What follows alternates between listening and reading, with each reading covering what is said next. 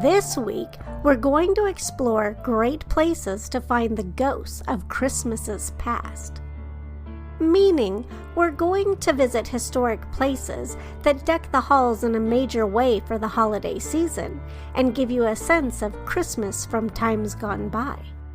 However, in addition to conjuring the Christmas spirit, there are also great places to find restless spirits too. We've got a lot of stops ahead, so let's get this sleigh on its way.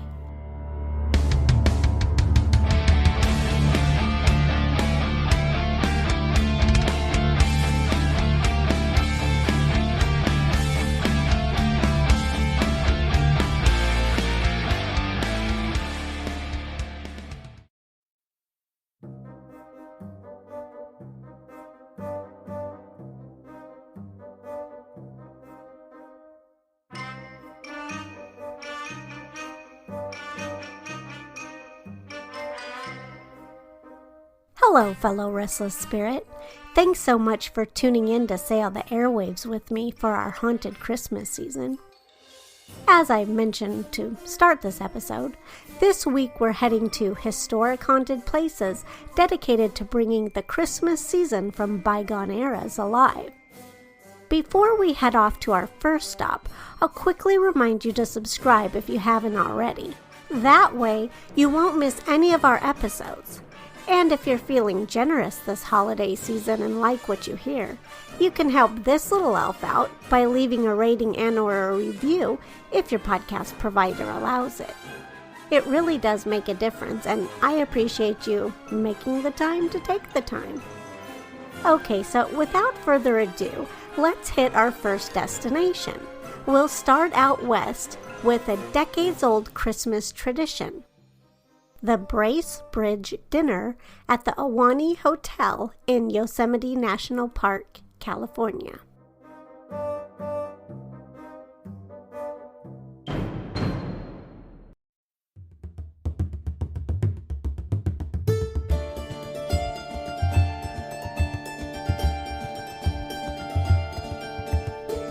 During the Christmas season, the Ahwahnee Hotel offers a 7-course formal dinner presented as a feast given by a Renaissance-era lord.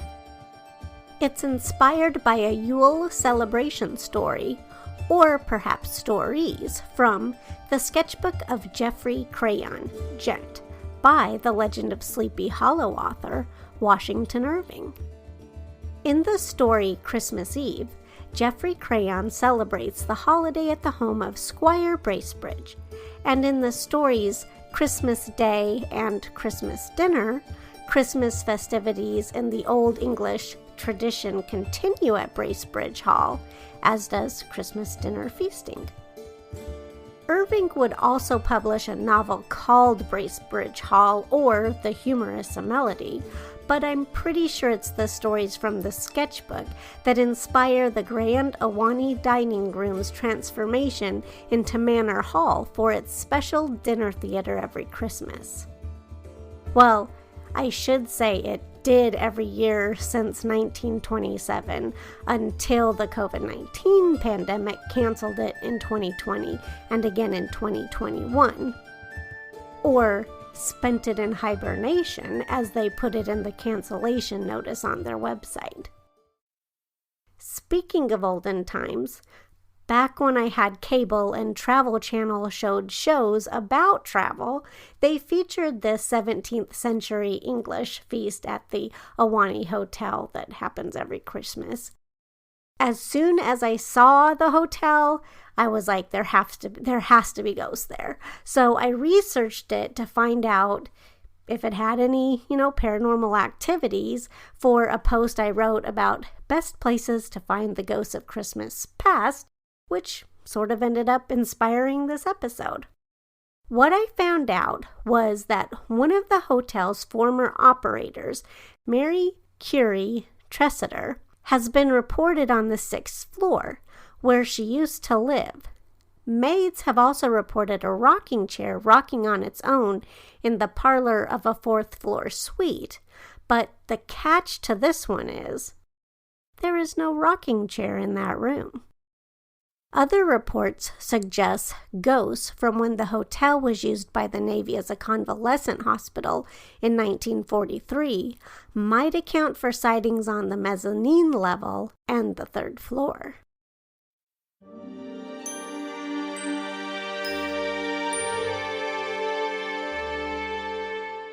Now let's head to the Midwest and explore the haunted Christmas happenings at the Tinker Swiss Cottage in Rockford, Illinois. The museum and gardens have been on my list of haunted places I want to jaunt to ever since early 2018 when I spotted an announcement for an, at that time, upcoming documentary called Tinker's Shadow, The Hidden History of Tinker Swiss Cottage.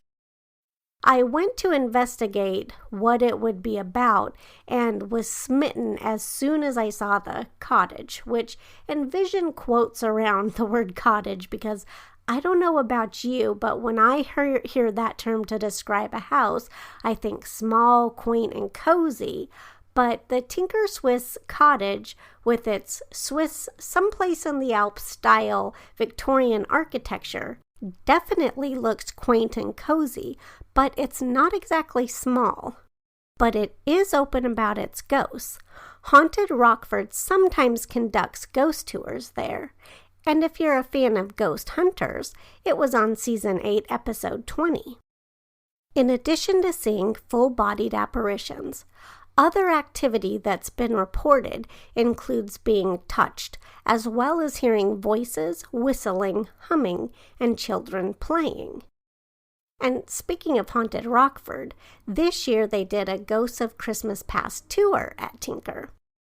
Kathy Creasel from Haunted Rockford presented stories from, as she put it, the darker side of the holiday season. Tinker Executive Director Samantha Hockman illuminated guests about Tinker's history and shared tales of ghostly encounters guests and staff have experienced over the years.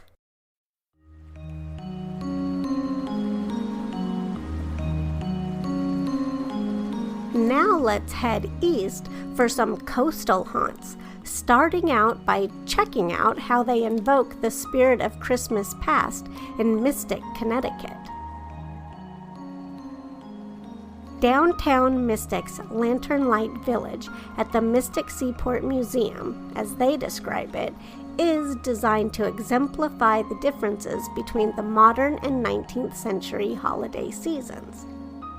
Take a journey through time as you seamlessly transition between the holidays you experience today and the holidays of the past. But Mystic also understands the age-old tradition of spooky ghost stories at the holiday. They offer a spirited ghost tour called Ghosts of Christmas Past Strolls. I'm going to read the description they have for it. See if it doesn't pique your interest, too. What noted creatures walks the streets at holiday season? What curse haunts the landscape of Mystic? Which spirit only appears at a local restaurant during the holidays and why? Which spirit favors Christmas music? Might you hear her singing? What is one of the oldest documented Christmas stories ever told by a renowned Irishman? Find out all this and more on a Downtown Mystic ghost stroll, guiding you through the bustling town of Mystic in the historic Drawbridge District. Walk by lantern light as we feature true stories of history and mystery. Guests will have the opportunity to capture evidence of paranormal phenomenon in the town and take a step back in time to stories filled with mystery and dark tales that are rarely told today. With a holiday theme, we tell tales of spooky Christmas lore and honor the long-standing New England Victorian tradition as established by Dickens of telling a ghost story. The beautiful seaside town is filled with lore and tales that are sure to send a chill up your spine and leave you wondering, who walks among us in the dead of night? I don't know about you, but me, Sold!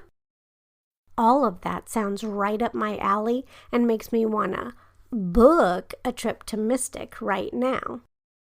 And if I did, I would consider booking a couple of other reservations while I was there too.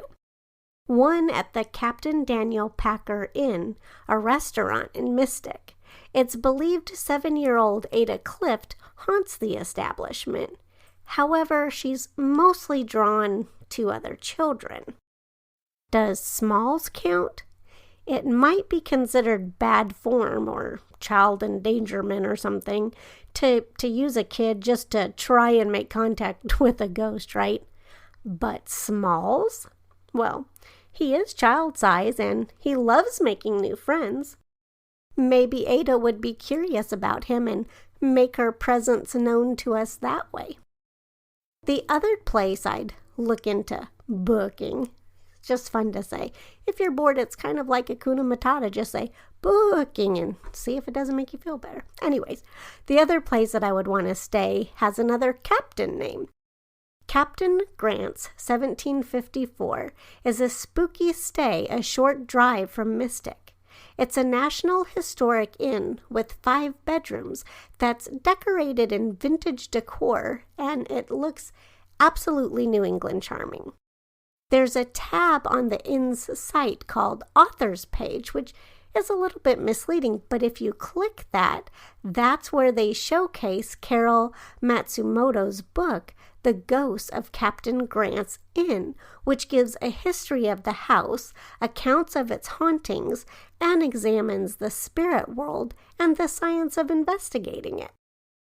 Mostly it tells of all the challenges Matsumoto had to overcome to renovate the house to make it what it is today, including a paranormal hotspot where paranormal investigators and para-enthusiasts can interact with the inn's friendly, restless spirits, who are known to be a little mischievous. Reports of activity include things sometimes disappearing, loud bangs, and disembodied voices. But again, they're friendly.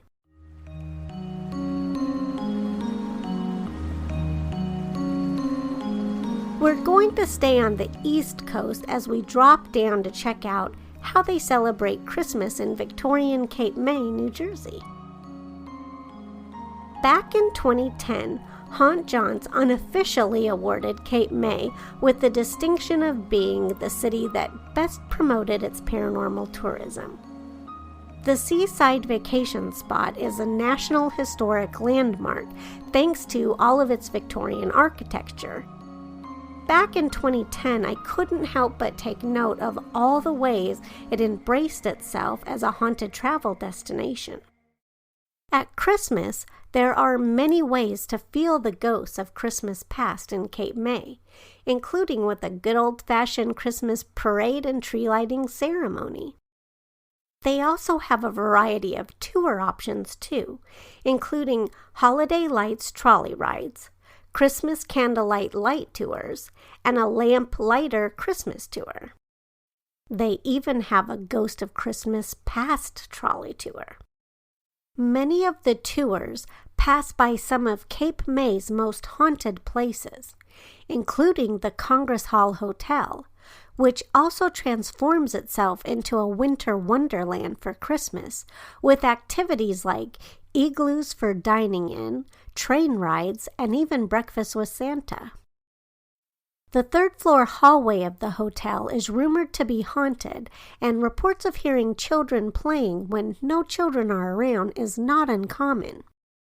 Could it be the ghost of a little boy who's rumored to have drowned in front of the hotel? But perhaps the most haunted house in Cape May that you'll see on many of the tours, in some cases you even get to go inside on them, is the Emlyn Physic Estate. It was built in 1879 and at that time was Cape May's largest house. It stayed in the Physic family until the 1930s, then switched hands multiple times and fell into disrepair until the Mid-Atlantic Center, aka MAC, bought it in the 1970s. MAC restored it and turned it into a Victorian museum. However, it's believed Dr. Emlyn Physick, his mom, and his aunts still haunt the home. Reports of paranormal activity include feeling cold spots, being touched by unseen hands, hearing unexplainable noises, hearing footsteps and voices, and some have even spotted the apparition of a woman in period clothing. It might be hard to differentiate people dressed in period clothing costumes from apparitions in our next stop.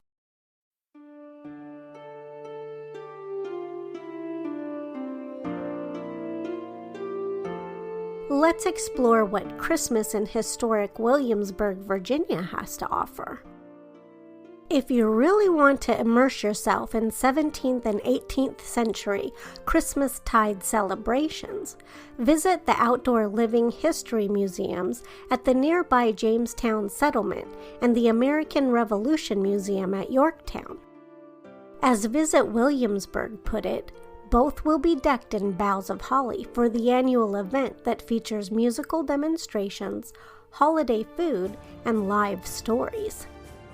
But in colonial Williamsburg itself, you'll find the ghosts of Christmas past come alive with music, storytelling, and even good old-fashioned Christmas markets on certain weekends where artisans sell their handmade wares. You may even see Father Christmas strolling the square. As far as haunted places in colonial Williamsburg, well, it doesn't make many of the best most haunted cities lists for no reason. With all of its history, there are ghosts aplenty. We'll just focus on a few of the most popular haunted places, starting with the Wren Building, which is built on a crypt and served as a hospital for wounded soldiers in both the Revolutionary and Civil Wars. Some have reported hearing disembodied screams coming from the crypt, and phantom soldiers have been spotted patrolling halls late at night. In the King's Arms Tavern, an authentic reproduction public house, servers dress in 18th century costumes and evoke true colonial spirit. However, Colonial Ghosts, the ghost tour company, reports that a woman named Irma may haunt the establishment. Some say she died in a fire resulting from a dropped candle. Whenever a candle suddenly goes out for no reason, they say it's Irma. But Colonial Ghosts also points out the spirit may belong to a woman who was a Colonial Williamsburg employee who died of a heart attack in the tavern. Sounds like a good place for an EVP session to me. Speaking of ghost tour companies, there are a few in Williamsburg, but if you take the Haunted Williamsburg tour, it's the official Colonial Williamsburg ghost tour and has exclusive access to historic outdoor spaces. I'm not sure that's the one that my friend Pamela K. Kinney took when she referred to it in her Virginia's Haunted Historic Triangle book, but the tour she took stopped at another haunted Colonial Williamsburg tavern, the Shields Tavern. Kinney wrote that some have reported seeing a woman in green, and she also shared a story her ghost tour guide told them about an assistant manager who closed up one night. But when she left, she saw a light in the upstairs was still on. So she went back to turn it off, left again, but when she was outside, guess what? The light was back on. Frustrated, she asked a coworker who was waiting for a ride to come back in with her. When she returned to the room with the light on this time, everything in the room had been rearranged. So she took the time and put things back in order and asked before she turned the light off once again if they could please just leave it off this time.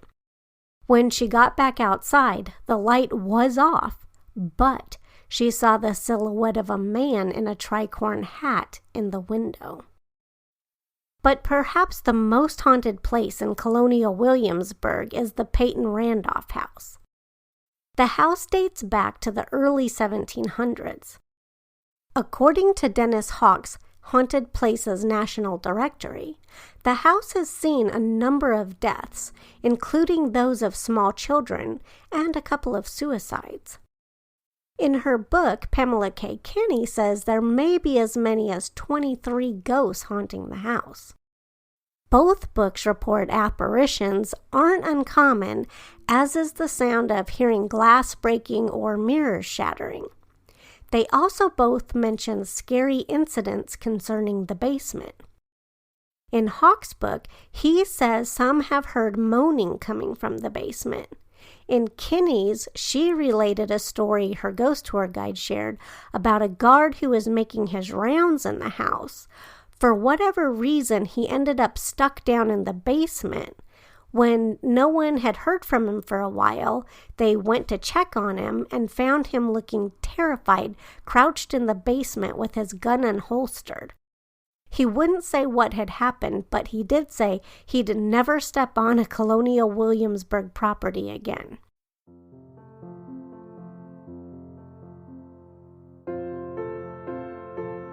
We're going to stay in the South and drop down a bit to the coastal city of Charleston, South Carolina, to see how they do Christmas in the Holy City. As you might imagine, this historic city celebrates with a healthy dose of Southern hospitality, too. The Visitor Center hosts the Festival of Trees, where you can admire dozens of themed and decorated Christmas trees for free. There are other seasonal activities too, like Christmas parades, holiday markets, and all kinds of tours, including city and specific home and building tours. There's even a sleigh ride driven by one of Santa's elves that drives you through downtown Charleston, complete with caroling. The ride ends with a visit to Santa's barn, where cookies and hot cocoa and St. Nick, Mrs. Claus, and Rudolph are waiting to take pictures with you.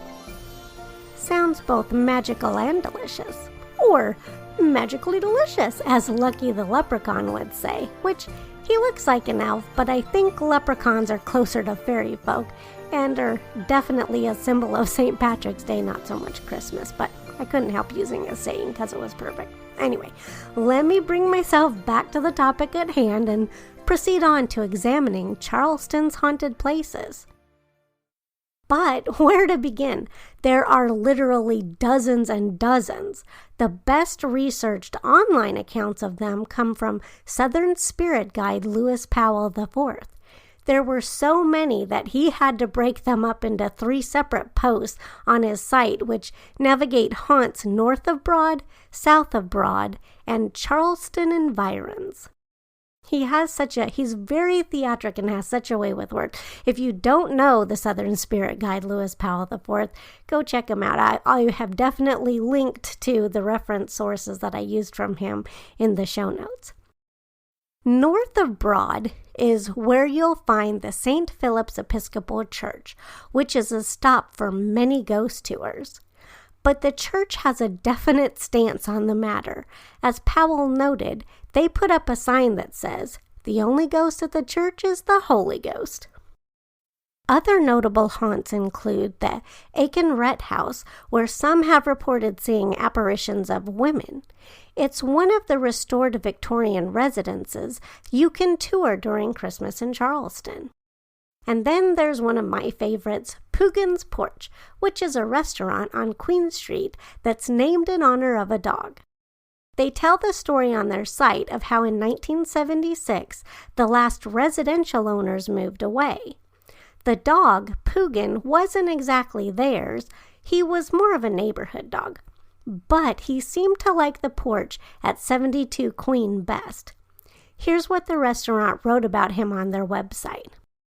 Poogan became the guardian of the fledgling restaurant.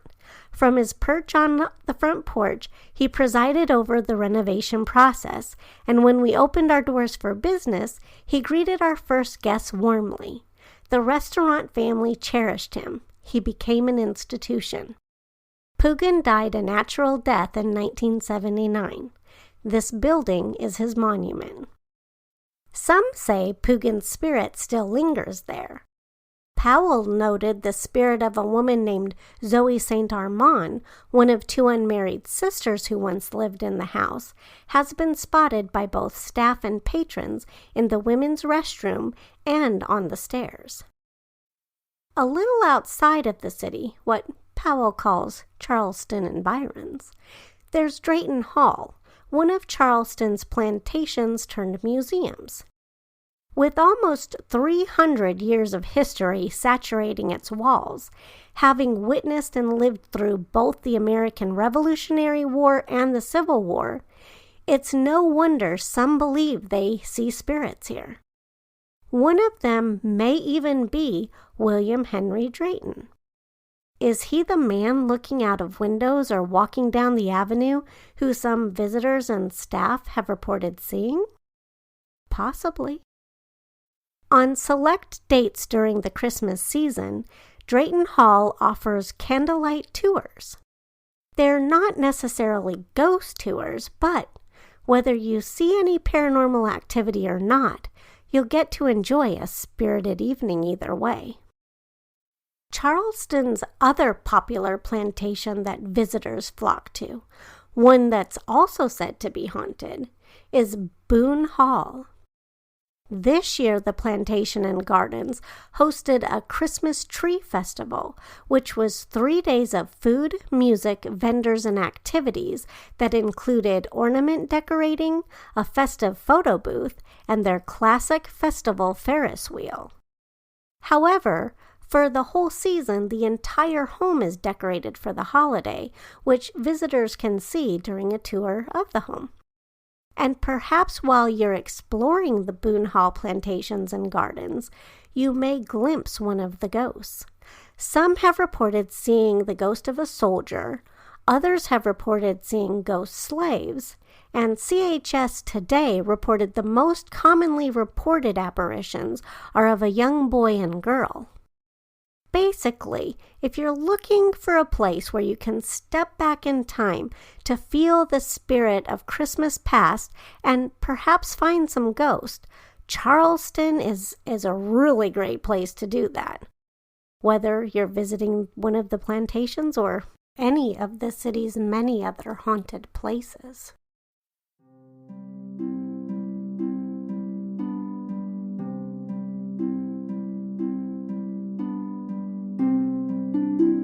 We're going to scooch just a smidge farther south now and wrap up this episode by checking out Christmas at the Jekyll Island Club Hotel in Jekyll Island, Georgia. Where would that be on? I'm not sure. In Jekyll Island, on Jekyll Island. Anyways, that's where we're going. When you visit the historic area of Jekyll Island, you'll walk in the footsteps where the likes of J.P. Morgan, William Rockefeller, Vincent Astor, Joseph Pulitzer, and William K. Vanderbilt once vacationed. Some even built vacation cottages there. But there's that word again, cottages. The millionaire cottages on Jekyll are what the rest of us would call mansions. They were grand, lavish, and befitting the society who frequented the homes in the club months, which was generally during the winter, usually January through April. The cottages didn't come first, however. What attracted these powerful and wealthy men was the Jekyll Island Club, which opened in 1888. It was built as a hunting club for wealthy Northerners, but evolved into the most exclusive club in the United States. All architecture reflects that period of time, so Victorian as well as Edwardian. But the crown jewel is the Queen Anne style club, now a hotel, with its impressive turret. It's one of my favorite getaway destinations, and not just because there are ghosts there, but I'm not going to lie, that is a huge plus. They used to be more open about their ghosts and even had an archive of ghost stories on their website, which detailed some of the sightings and activity, but they don't do that anymore. A ghost they still sometimes admit to, though, is the phantom bellboy who's dressed in 1920s attire. It said he's especially fond of helping guests staying in the hotel for weddings, in particular grooms. Speaking of bellmen, during one visit, I spoke with a bellman named Mike. On a previous visit, we had taken a ghost tour by horse-drawn carriage that was pulled by a massive black horse named Voodoo, which isn't that just too fabulous? I really got a big kick out of that. Anyway, so I knew some of the stories about the hotel and the surrounding cottages from that because it's not just the hotel that's haunted. In fact, historic Jekyll and its millionaire cottages may have the most haunted houses all in one place of anywhere I've ever been, because a great number of the cottages have ghost stories associated with them too, some of which I'll get to. I'm kind of bouncing around a little bit here, but stick with me. I'll bring us back to focus here in just a second. Anyway, let's first start with Mike. I asked him how long he'd worked at the Jekyll Island Club. I don't remember if he said it was 10 years or 17 years, but it was something like that, a very long time. Long enough that he might have some info about the paranormal activity there. Maybe even some experiences of his own. When I mentioned I couldn't find ghost stories on the website anymore, he said they don't like advertising their paranormal side so much nowadays and won't mention specific room numbers when they do answer questions about ghosts like he was doing for me. They used to, but then guess what happened? People. They'd go around knocking on those doors of the haunted rooms and disturbing the guests who were staying there. However, sometimes they do have a ghost hunt weekend. I think it's actually the company Ghost Hunt Weekends that puts it on. People are allowed to investigate then. From past research, I know some of the haunted room numbers, but out of respect, I'll refrain from sharing them and instead just relate stories in a more general way. Like when Mike shared with me. He said that he didn't believe in ghosts and had never had any experiences personally, but there was one family, a mom, dad, and daughter, who were staying in one of the veranda rooms on the annex side. Which I guess there are two things to explain about the Jekyll Island Club for those who are not familiar. The original clubhouse, the part with the turret, has rooms, but an annex was later added adjacent to it with more rooms. That's where you'll find the veranda rooms, which have glass-enclosed porches attached to them that I am obsessed with. We got to stay in one once, luckily during November when we could take advantage of cooler temperatures. The porches might get a little too warm to be any fun in the summer, even though they are air-conditioned, but I'm a little heat-sensitive the older I get. Anyway, so during their stay, the family, they'd always been super friendly, but that morning when Mike saw them, they were tired, frazzled, and checking out. But he knew they weren't due to leave that day, so concerned, he asked if anything was wrong. The mom explained the daughter had seen a man in their room during the night, one who wasn't there when they turned the light on. It freaked them all out so bad no one got back to sleep. Mike went to get a picture of old men and their wives seated at a dinner table. One of the men was standing behind his wife, and that's the one the little girl pointed to and said, "That's him. That's who I saw." I wish I had thought to ask him if he still had the photo or knew who the man was, but I didn't. Anyway, knowing their daughter may have seen a ghost did not comfort them or change their mind about ending their stay earlier than planned. Speaking of children, Mike also said that sometimes guests reported hearing children running in the halls on the third floor in the clubhouse side of the hotel. On that particular visit, that's where we were staying, and we did hear the ghost children running around. Except at first we didn't know that no children were staying in the hotel the first 2 nights we were there.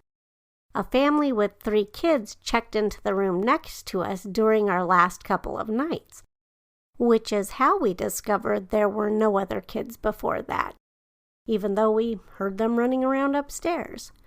We each had balconies, and in the mornings we found ourselves drinking coffee out there about the same time. During a chat, we asked if the kids were having fun, but they said they wished there were other kids there to play with. We said we thought there might be some staying upstairs, but the mom said no. When we checked in, the front desk made a big deal about how nice it was to see some kids here finally. They hadn't had any in a while ever since school started back up. Another great story that Mike shared was when I said that it was my mission to stay in every cottage on the island, which in addition to the hotel, you can also book rooms at either the Ocean Club at the beach or right by the hotel in one of the cottages, including the Sans Souci, Crane, and Cherokee cottages. However, Mike warned me I may be in for more than I bargained for in the Sans Souci. I'm not sure that it can be truly considered a cottage really, but J. Pierpont Morgan built it as a 6-unit apartment building for club members, so it was a residence of sorts. But the hotel considers it a cottage, so I will too. Our ghost tour guide showed us a great photo she'd taken on her phone of a ghostly face peering out of one of the top floor windows there during the daytime. The next day on that visit, and every time we've gone back since then, I've tried to recreate it from different angles and different times of the day to see if I can catch a reflection or shadows or something like that to recreate it, but I've never been able to. Anyway, Mike said women who have stayed in the Sans Souci have reported waking up in the middle of the night after feeling like someone was touching them, only to find no one there. They've also reported feeling taps on their shoulders, and maybe even reported them on their behinds, from the frisky phantom who may or may not be J.P. Morgan. Before the club opened itself up to wives and families, it was a man's-only kind of place, but Morgan would sneak his mistress there. That's also in part why he built the Sans Souci. However, another thing Morgan was fond of doing was smoking his cigars, and some report sometimes smelling the scent, even though no one's smoking. But my favorite cottage is the Hollybourne, sometimes also called the Bridge Builder's Cottage. You can't stay in it, but it was open for tours on our last visit. It has these fabulous glass front doors, and on our ghost tour, our guide said some have seen a little ghost girl peering out from the inside when they approach the doors at night. Of course, the next night we had to go try that. We didn't see her, but I almost gave myself a heart attack on our way to investigate. I was so busy playing with a new camera that I didn't see the deer right in front of me. They weren't afraid of me at all, and luckily they weren't aggressive either. Thankfully, they just gave me an annoyed look before crossing the sidewalk and going about their nightly business. Like I mentioned earlier, people have also reported paranormal activity in the Crane and Cherokee cottages too. The Indian Mound cottage is so named for the Indian burial mound that's literally in its front yard. Some have reported unusual happenings at that house also. You drive by it, as well as the Mistletoe cottage that's right next door, and the Moss cottage before that, on your approach to the Jekyll Island Club. You can see all of those cottages during a Christmas lights driving tour of Jekyll Island during the holidays. It decks its halls, so to speak, with lights galore that include some parts of the historic district. And the Jekyll Island Club puts up a massive outdoor Christmas tree that doesn't reach quite as high as its turret, but close, which makes it a super impressive and festive sight. One I'm sure that delights not only visitors, but also any restless spirits roaming around.